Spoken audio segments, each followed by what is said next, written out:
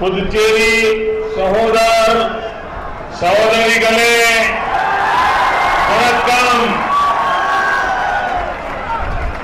उंगलई पाक पुदुचेरी वंदन रोम्ब संतोषम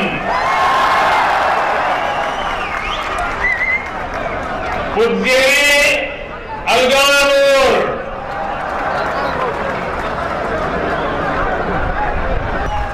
इस पुण्य भूमि में हमेशा वो ऊर्जा महसूस की जा सकती है जो देश को सांस्कृतिक आध्यात्मिक रूप से और सशक्त करती है।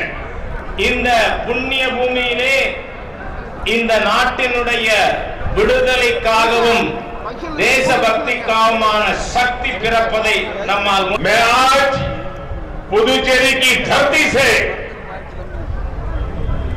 पूरे देश के विद्वानों का ध्यान आकर्षित करना चाहता।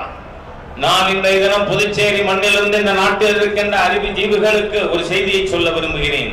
हम तेरा इतिहास पर नजर करें। நாம் இந்த சரித்திர முக்கியத்துவம் வாய்ந்த இடத்திலே निर्णயம் செய்வோம்। हमारे पहले प्रधानमंत्री ने लगभग 17 ईयर तक इस देश का शासन संभाला। நம்முடைய முதல் பிரதம மந்திரி கிட்டத்தட்ட 17 ஆண்டுகள் இந்த நாட்டில் ஆட்சி புரிந்தார்। उसके बाद उनकी बेटी ने लगभग 14 ईयर तक देश का कारोबार संभाला। அதற்கு பிறகு அவருடைய மகள் கிட்டத்தட்ட 14 ஆண்டுகள் இந்த நாட்டை நிர்வகித்தார்கள்। और फिर उनके पुत्र ने 5 साल प्रधानमंत्री पद पर रहकर के कार्य संभाला।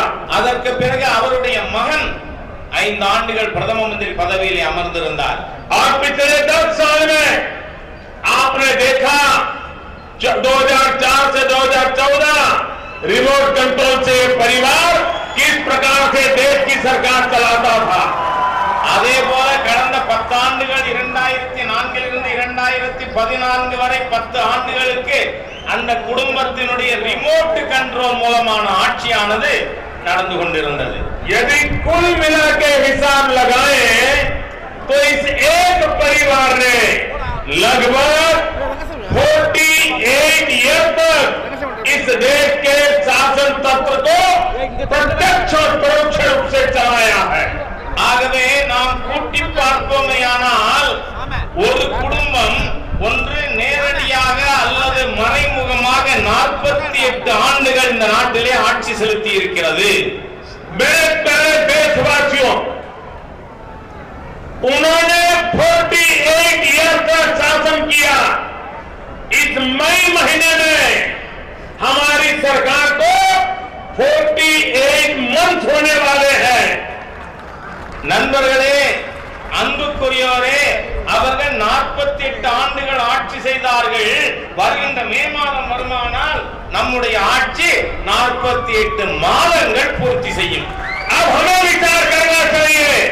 एक तरफ देश के बुद्धिजीवी वर्ग को विचार करना होगा कि एक परिवार के 48 ईयर में हमने क्या खोया क्या पाया, और इधर 48 महीनों के हमने क्या हासिल किया। 48 साल उन्होंने राज किया, हमने 48 महीने देश को देकर के दिखाया है। நாம் சிந்தித்து பார்க்க வேண்டும்। இந்த நாட்டினுடைய அறிவுஜீவிகள் சிந்திக்க வேண்டிய விஷயம் என்ன? 48 ஆண்டுகளிலே அவர்கள் என்ன செய்தார்கள், என்ன கிட்டியது? ஆனால் நம்முடைய 48 மாத ஆட்சியிலே நாம் என்ன அடைந்திருக்கிறோம் என்பதை பற்றி இந்த நாட்டின் அறிவுஜீவிகள் சிந்தித்து பார்க்க வேண்டிய நேரம் இது।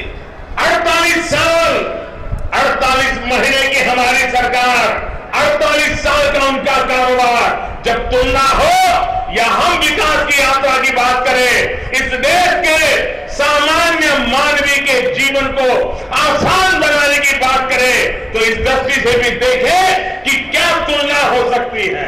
48 ஆண்டுகள் அவர்களுடைய ஆட்சி, 48 மாதங்கள் நம்முடைய ஆட்சி। இந்த நாட்டு மக்களுடைய வாழ்க்கையிலே சரளமான ஜீவனத்தை கொண்டு வருவதற்கான செயல்பாட்டிலே எடை போட்டு பார்ப்போம்। அவர்கள் என்ன செய்திருக்கிறார்கள் 48 ஆண்டுகளிலே, நாம் என்ன செய்திருக்கிறோம் இந்த 48 மாதங்களிலே என்று நாம் எடை போட்டு பார்ப்போம்। नारायणसामी का कांग्रेस में इतना जय जयकार होने वाला है, उनका रुतबा इतना बढ़ने वाला है, सारी कांग्रेस पार्टी सब जगह पर के नारायणसामी को एक स्पेसिमेन के रूप में दिखाने वाली है। நான் புதுச்சேரியுடைய முதலமைச்சர் ஸ்ரீமான் நாராயணசாமி அவர்களுக்கு முன்னதாகவே வாழ்த்துக்கள் சொல்வதற்கு விருப்பப்படுகிறேன். ஏனென்று சொன்னால் ஜூன் மாதத்திற்கு பிறகு முழு காங்கிரஸ் கட்சியும் இவரை ஒரு முன்மாதிரியாக வைத்து நாடு முழுவதும் காட்டுவார்கள். उसका कारण आपको पता है? அதுக்கு என்ன காரணம்ங்கிறது உங்களுக்கு தெரியுமா? पता है? தெரியுமா? मैं बताता हूं, நான் சொல்றேன். देखिए, नॉर्थ ईस्ट में चुनाव चल रहा है, वहां कांग्रेस की सरकार है, वो जाने वाली है। बाद में कर्नाटक में चुनाव होने वाला है, वहां एक कांग्रेस की सरकार बची है, वो भी जाने वाली है। फिर पूरे देश में अकेले नारायणसामी बचने वाले हैं। இதற்கு காரணம் நான் சொல்றேன். வடகிழக்கு மாநிலங்களிலே தேர்தல்கள் நடந்து கொண்டிருக்கிறது, அங்கு காங்கிரஸ் ஆட்சி இருக்கிறது, அது வீட்டுக்கு போய்விடும்.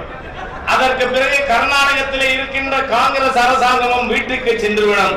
ஆகவே நாடு முழுவதும் காங்கிரஸ் காட்டுவதற்கு ஒரே ஒரு முக்கியமந்திரி காங்கிரசுக்கு நாராயணசாமி மட்டும் இருப்பார். எனவே அவரை ஊர்புறாக கொண்டு போய் நாடு முழுவதும் காட்டுவார்கள். எங்களோட ஒரே முதல்வரை பாருங்கள் என்று.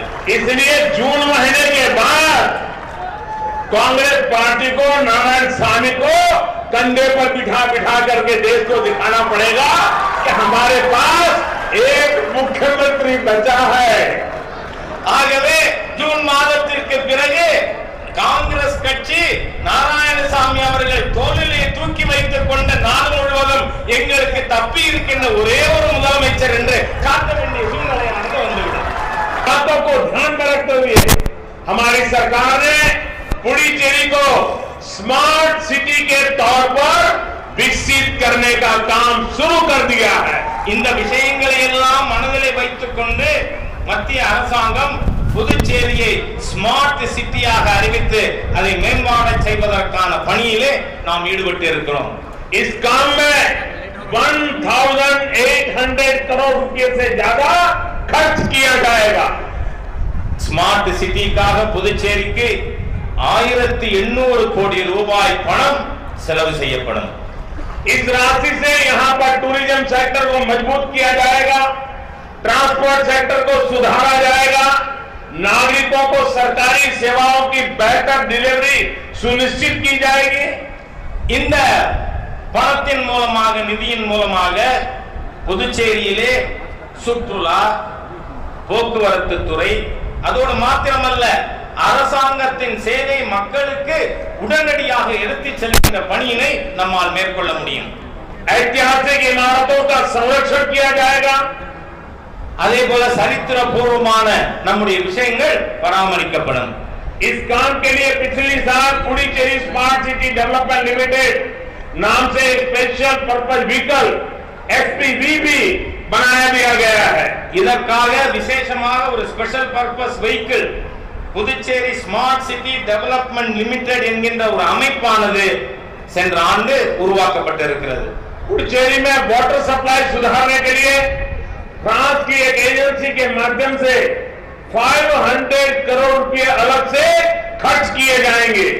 அதே போல பிரெஞ்சினுடைய ஒரு அமைப்பின் மூலமாக புதுச்சேரியிலே குடிநீர் கொடுப்பதற்காக 500 கோடி ரூபாயிலே திட்டமானது தயாரிக்கப்பட்டிருக்கிறது. ये जगह देश में मेडिकल एजुकेशन का हब है।